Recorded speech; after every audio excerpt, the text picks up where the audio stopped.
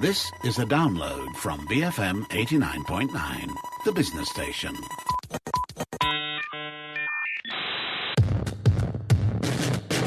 It's Fun Friday. My name is Jeff Sandhu. Whenever a new trend emerges or the zeitgeist shifts, that the new fad is often branded the new rock and roll. Calling startups the new rock and roll isn't a new phenomenon. Even for MSP, it's old news. But are there parallels between music and tech stronger and stranger than we think? Clearly, Matt thinks so. Or I wouldn't be doing this introduction. Matt, welcome to the show. It's not unusual for you to base these shows around articles you read somewhere. What is unusual is that today's show is based around an article you wrote. Are you trying to be the Donald Trump and Fox News? I know it sounds like a cheat. It is kind of tempting, though, right? Closing the loop, becoming your own source of information. But it's not as weird as it sounds. You know, I do write less than I did, mainly because there aren't so many places to write for locally. So now it's mostly on my own website and on medium.com. But normally when there is a kind of show and article thing together, it's the other way around, that we do the show first and then I write about some aspect of that show or another. And this was actually a piece that had no intention of turning into the musical theatre that is this show. Because normally when I write something, I just hit publish and then I forget about it. But this one, for some reason, has just kind of been, percolating away in my brain. All right, but as I said in the intro, everything is the new rock and roll, and startups have been the new rock and roll for a long time. And that's completely true. Comedy was the new rock and roll for a while, and video games were the new rock and roll. Given the amount of money floating around, sports stars are very much still the new rock and roll stars. I think hedge fund managers probably dreamed of being seen as rock stars. And I may be stretching it a little, but at one stage, 3D printing was the new rock and roll. The new prog rock, maybe. Well, everything starts with Genesis, so, I'll take that. But look where we are today. Startups and tech companies and social media influencers all dominate the kind of cultural landscape. But saying they are the new rock and roll isn't new. We've been saying this for a long time. Yeah, but, when we said it, we really meant that these things were trends. So when people were buying PlayStation discs instead of CDs, suddenly we're saying video games are the new rock and roll. Like we were saying, comedians are suddenly packing out stadiums and getting booked to play at summer festivals. So comedy is the new rock and roll.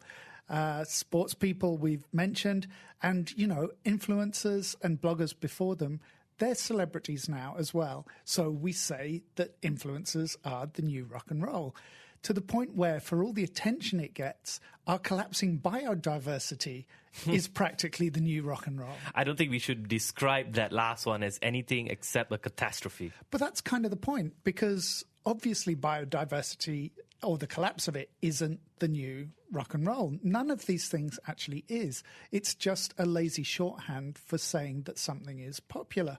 And that's where we get a little bit of difference when it comes to the actual rock and roll and the startup scene. Do you mean more from a business perspective? Yeah, of course. There seem to be some parallels between these two industries, music and the tech startups.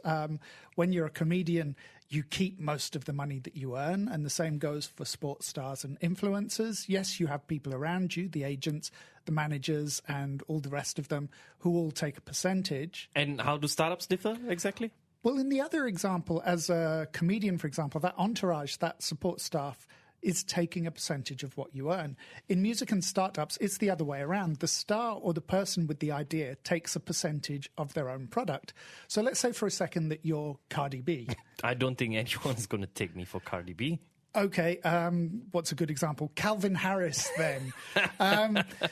You've got to deal with a record company for your recorded work. Every time one of your songs is bought or downloaded or streamed, you get a percentage of what that song earns. Now, what percentage that is depends on how big a star you are and how canny your lawyers and managers are in negotiating that percentage. And that's where the similarities with startups really begin. Because startups often rely on other people's money? Exactly. We've become kind of used to the startup model being one where you run for a few years without making any real income, and you look for external sources of money. Those investors get a chunk of your business in return, and unless you're prepared to, bootstrap your company or grow less fast, or, I don't know, for a really wacky idea, have a company that generates revenue and profits, you're looking at this strange model. How does that compare to the music industry? Well, the music business is a bit less kind of wonkish. Wonkish, meaning? Well, the record company fronts a lot of your costs. They advance you the money to make your records and videos. They give you some money to cover living costs. Depending on how your deal is structured, it's likely that marketing costs will be split between you and the company. Now, I'm simplifying here because music contracts are typically very, very complex. And with 360-degree deals, which are more common now, the record company also takes a cut of any live and touring or merchandising income as well. And all that upfront money has to be paid back. Yeah, because it's not free money. It comes with caveats. You pay it back out of the money you earn. But you have to remember, you're only earning a few percentage points. So those debts can get pretty huge pretty quickly. And how does that link us back to the world of tech startups? Well, it's a numbers game. You're racking up debts in both industries, but it's a low risk for the people lending you the money. Because by and large, if you fail, whether you're signed to a music label or you're looking to break the New York Stock Exchange, no one is going to ask for their money back. One of the reasons these companies ask for high percentages is because you're a relatively high risk. If you weren't, then high street banks would be handing out loans to anyone who said they could be, I don't know, the next Nicki Minaj or Jack Dorsey. And the real world isn't like that. Well, no. Nicki Minaj would be a lot less entertaining if there were hundreds of her. Imagine a world where anyone could say they wanted to be Coldplay or, a Bono convention. There simply aren't enough world leaders for everybody to meet. And the simple fact is, most of us would make horrible music in the same way that most of us would suck at pottery or astrophysics. There's no recipe for surefire success, and that's something that all business ventures share. And so the music industry and the startup scene share an appetite for risk. As I said, this is a numbers game. It's making pennies on the dollar. Otherwise, the investments don't make sense. So the one success, whether it's a company or an artist, has to pay for 20 others that you've invested in that are actually a failure. And you have to make soaring amounts of money to cover those costs. But that risk is spread. And overall, the investments are relatively small in relation to the overall turnover and profit margins. It's actually the artists and the entrepreneurs who have a larger appetite for risk then. Yeah, and also their employees in the case of people who are working for those startups, because by and large, those guys are trading larger salaries at a more established company for a share in the sale or the profits of that startup if it goes public. But one thing they all have in common is that they all really need it to work. Usually there's no plan B for these people. There's no hedge. This is what they've committed their time to for the next probably 3, 4, 5 or even more years. Whereas for a record company or a VC firm, it's a portfolio play. Exactly. And for them, the money they give tends to be progressive. In the record company's case, they can pull out pretty much any time it looks like the artist isn't performing as expected or if the market has moved on to another trend.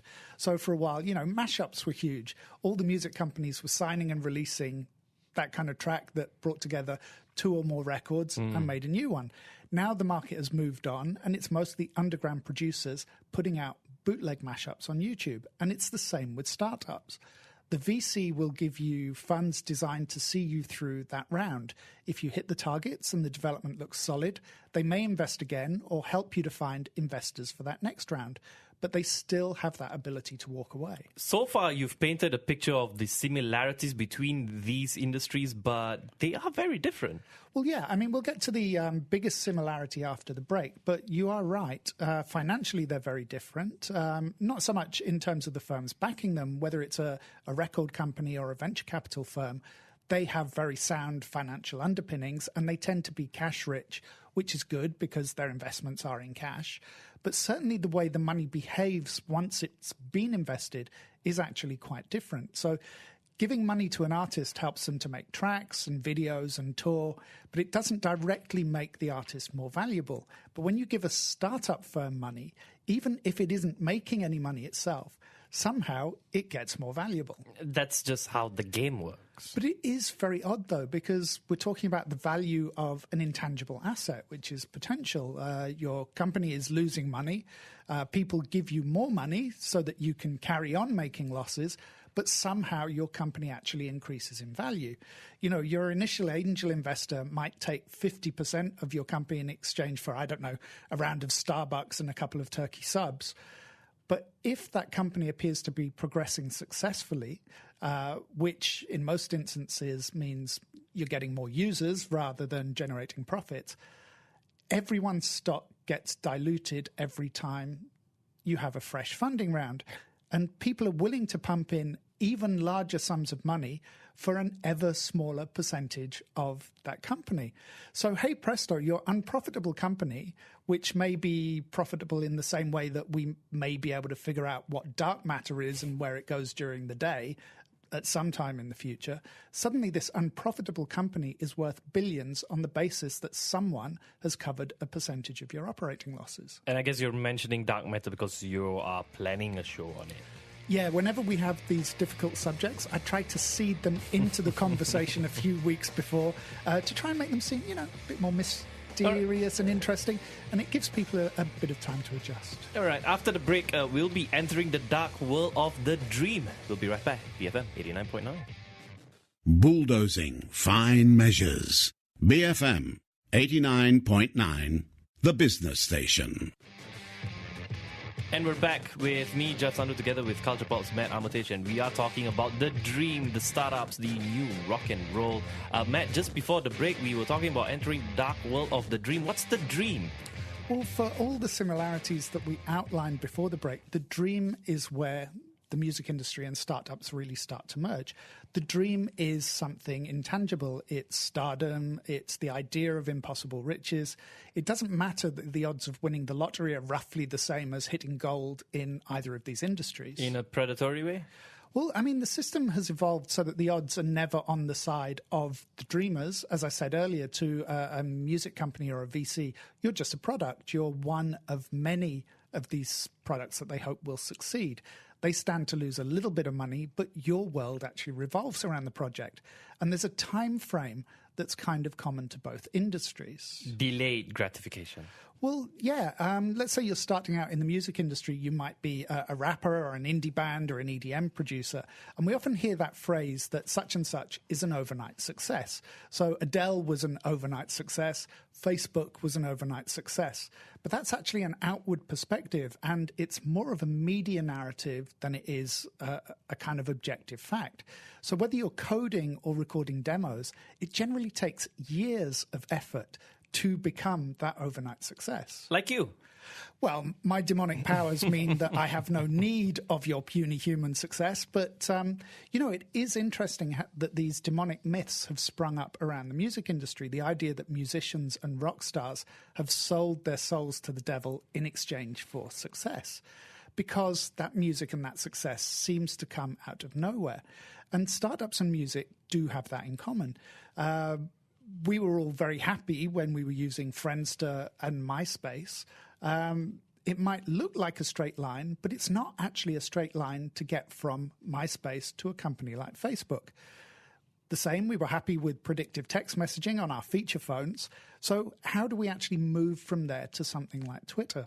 When you look at these things with hindsight, the journeys seem really obvious and inevitable, but they certainly weren't ordained at the time. In other words, a lot of hard work and time goes into overnight success. Yeah, you know, a band might have been together for years before it got signed to a label and we got to hear the music. Unless you're really lucky, you know, your song is going to be one of hundreds of millions floating around online. So most people still go through the process of getting some musicians together, practicing, writing some songs, developing their sound, playing live and finding a following. And you still don't have a record deal? No, you're probably looking at a couple of years, probably a lot more before you go from setting up the band to the ink on the contract drying. And then you have you're recording, you have to fit into the company's release and marketing schedules. So even if your first single is picked up, it may take weeks or months for that song to gain momentum. And you're saying that the startup scene is the same? It's pretty similar. For starters, it's usually a bunch of guys who have the dream, and it usually is guys.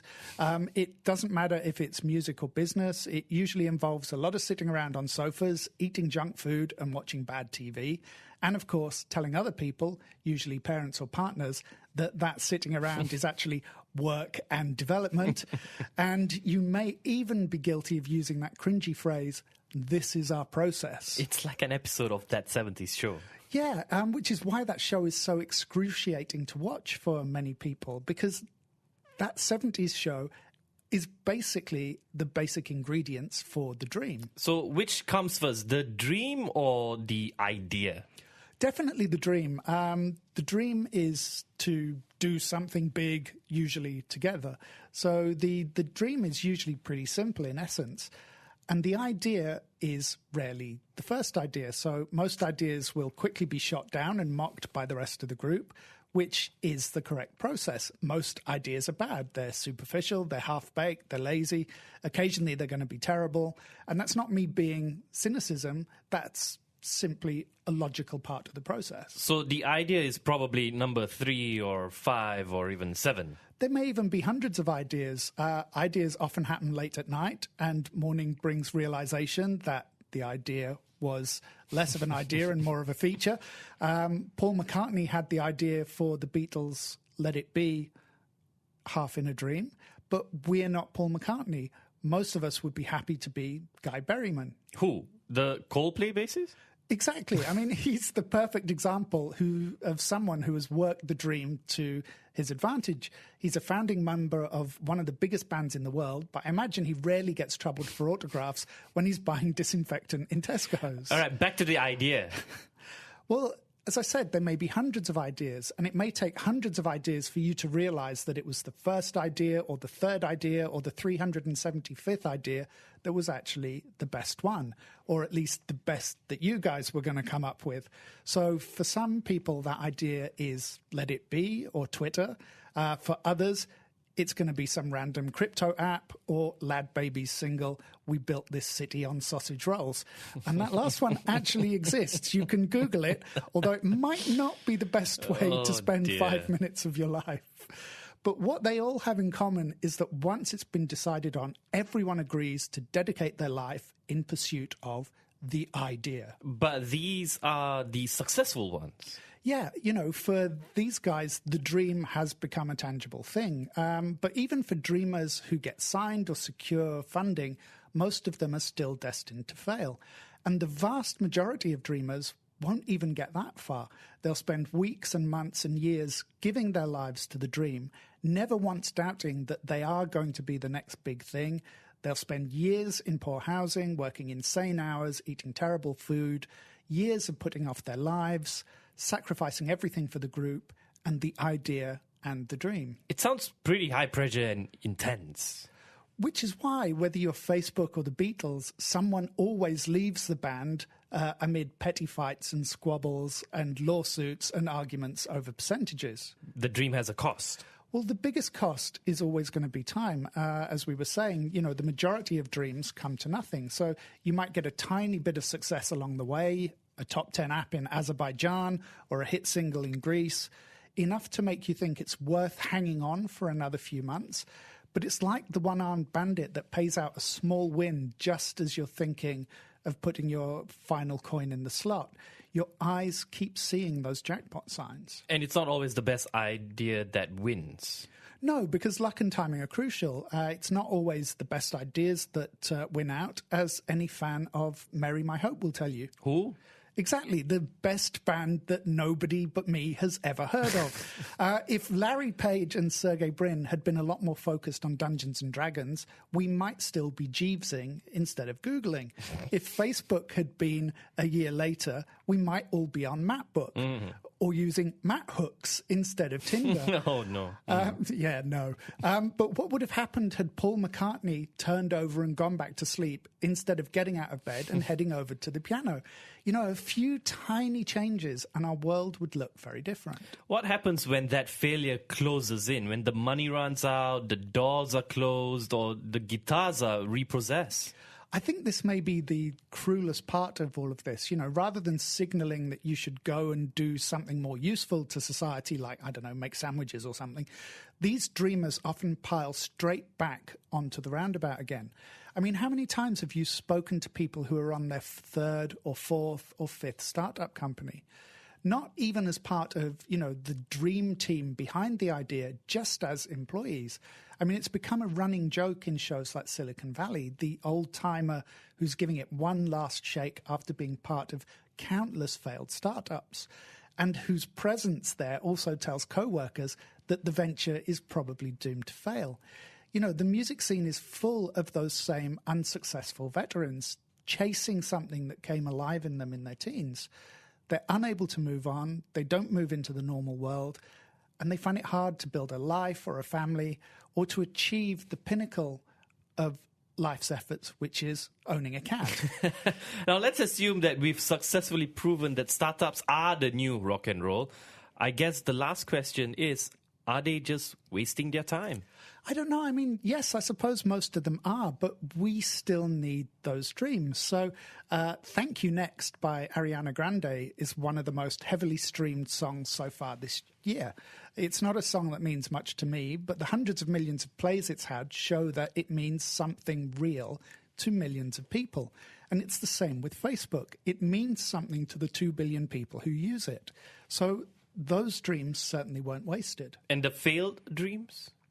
Well, that's the problem, isn't it? For some dreams to succeed, we need others to fail. It's as much a numbers game for us as consumers as it is for the people funding the ideas. The only thing we can really do is occasionally raise a glass and toast those who served, to celebrate the apps that didn't make the grade, the software that arrived too early or maybe a little too late, the musicians whose songs never find the audience they deserve, because their lives, their unheroic failures, are a cost of the success of the ones whose dreams do come to life. So we should say, I think, for those who are about to code, we salute you. So dare to dream then. Dare to dream. All right. Matt Armitage there talking about startups are the new rock and roll. You can find out the transcripts of the show at culturepop.com. It's culture with a K. Or you can even just go on to medium.com and you would have put up the article on yes, medium.com. it's been up for a while. Yeah. All right. You can check that out. Geeks Box is after this. BFM 89.9. Thank you for listening to this podcast. To find more great interviews, go to bfm.my or find us on iTunes. BFM 89.9, the business station.